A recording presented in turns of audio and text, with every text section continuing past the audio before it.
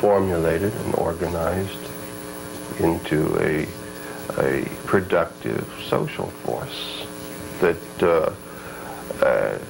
takes or accepts the premise that man is not a creature to be redeemed, but one who must recognize within himself his own potential, his own liabilities, and deal with them accordingly. We feel, as Nietzsche felt when he obviously wrote Also sprach Zarathustra. The opinion is that man can no longer fall back on established religion as a sort of identity, a collective identity. And occultism is a sort of do-it-yourself God kit, in whatever form it takes, oriented towards personal power.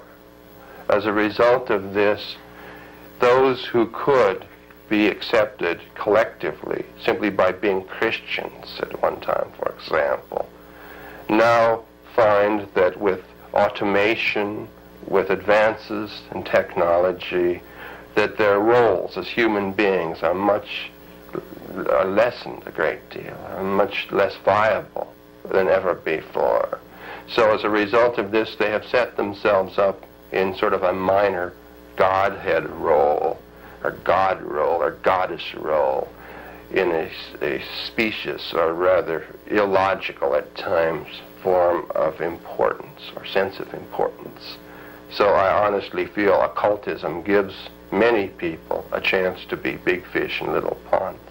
That man must learn, of course, his animal nature by studying the nature of the beasts, and from the children, this childlike sense of wonder, and to be able to relate to these things within him and the animal within him in order to develop into the higher man, the man who is ultimately going to succeed or to survive on this planet.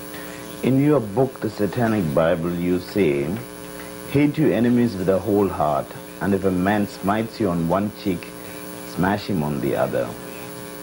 Do you believe in this? Yes, very much so. I think everyone does, except they cloak it in forms of false altruism or false morality.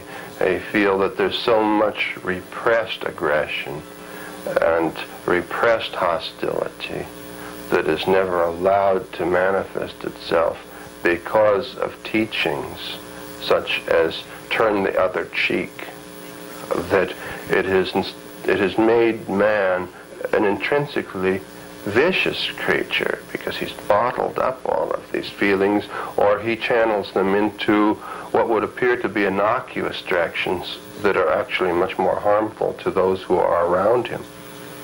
Don't you think, or like some of your critics say, that Satanism is an excuse for sexual and orgiastic excesses of some of the people who would like to look after the animal instinct? Yes, I fully agree that it is an excuse, but then I also agree that Christianity has been an excuse for many too, because there are many sects of Christianity that believe that in order to attain a spiritual quality or some sort of communion with God, one must be purged of any carnal desires, and the only way to rid oneself of carnal desires is to release them fully.